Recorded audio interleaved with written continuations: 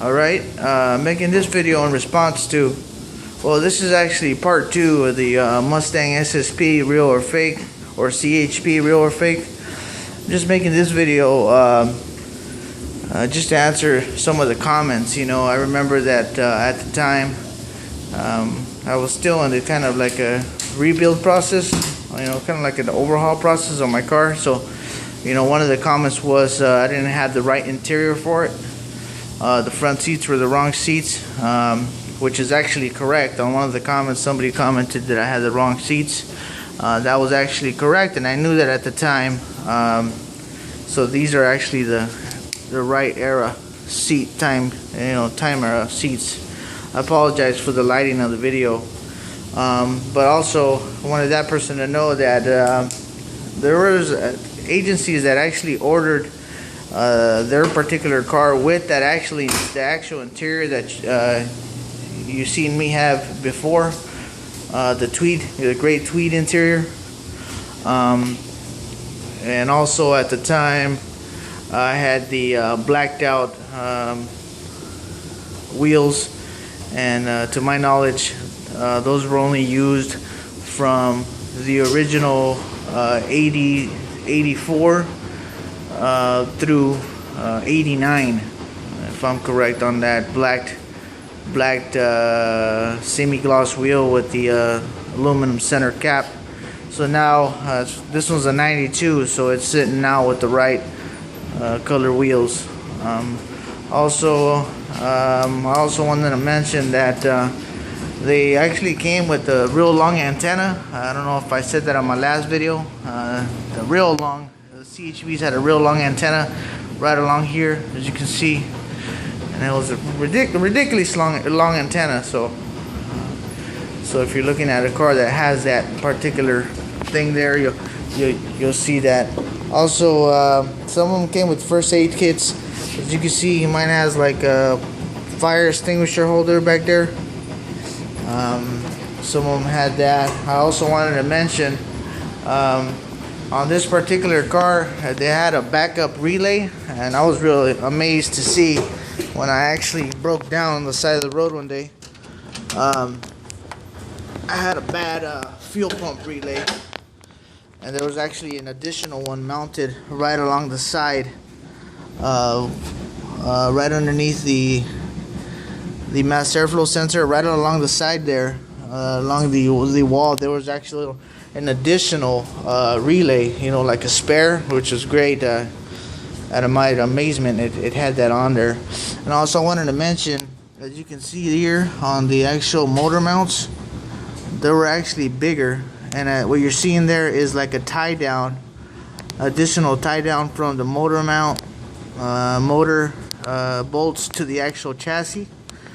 And that's a different trade from the SSP.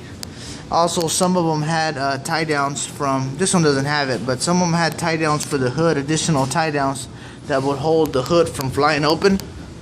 You know, because I don't know if if you're a person that's had a 5.0 before, you know that it's real common that the actual hood flies open on these cars for some reason. Like I had said before, some of them had the battery and relocated in the trunk. Mine actually doesn't. And also, like I said, some of them had, you know, the slick top, but there was also previous years that had the light bar up top. And I also wanted to mention, someone had said something about they only came in notchbacks, and that's not entirely true. I actually did a little bit of research in the early highway patrol cars. They had a couple hatchbacks, and like I had mentioned before, not every single SSP car is identical to the other. A lot of people say, oh, you know, I don't think you have an SSP car. You know, and in some cases when people have automatics, which is the most ignorant thing I've heard, because like I had mentioned in my last video, there were some that came in automatics for different federal use, you know, like DEA. You know, this is a stick, but for DEA, even Air Force had them in automatics, you know. So if you come across a car that has all the proper stuff like bug tags, relocated trunk release, and all the characteristics from an SSP. And just because it's an automatic does not mean you don't have an SSP car. A lot of people say, oh, it's not a CHP car because it's not a stick. But you know what? You might be sitting on something that's more special than just a higher patrol car, you know.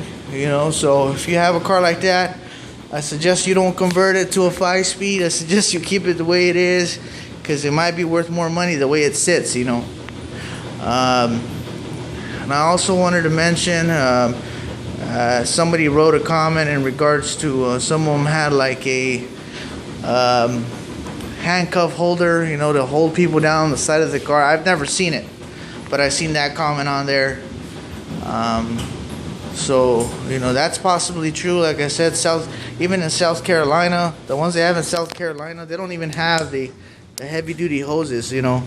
So it all kind of depends on, you know, where the car was going to. But like for now, you know, like I said, the bug tags, you know, it's the most regular trait, you know. That's gonna tell you, you know, pretty much what agency it's for and all that, you know. So look for that, the prior police title, the certified calibration, odometer, speedometer. And also I came across someone here in California, actually here in Stockton, that has a 93 that has a 6-digit odometer, which is, you know, a rare find. I had never seen one, and he actually happened to have one, so he has something special that I had never seen before. But I appreciate everybody's comments. Feel free to put whatever comment you like, you know, that's in regards to the actual SSP stuff. You know, I'm always open to learn new things, you know. So if you know something I don't, feel free to leave a comment, and I'll be happy to find out whatever you have to say. As long as it's something positive, you know, I'd be happy to hear it. Or if I missed something, feel free to put that on there also. But I made the part 2 just to clarify that at the time I did have the wrong 2 front seats, just because I was having a hard time finding the proper seats. But someone here locally, from a local car club, you know, Port City Performance, you know, came through and I was able to get some nice front seats. So I appreciate them. Here in Stockton, we have a lot of people that support, you know, the Fox body stuff, and we're real thankful for that. So if you have any other questions, feel free to put them on here. Before I forget, there is a myth, you know, that I've actually looked into. A lot of people say, oh, you know, those cars came with a chip in the motor or a chip in the computer, and that's not entirely true. All the research I've done, I've never seen a chip in the, you know, something say in regards to a chip.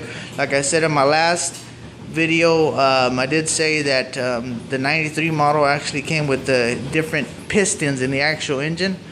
You know, I don't recall what they were made out of, but they were more lightweight and they were a little bit stronger. So the engine could have been underrated as far as power for the 93.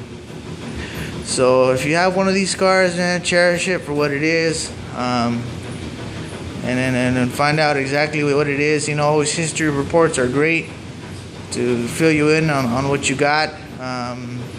But other than that, I thank you guys for your time, and I hope you guys like my video. Thank you.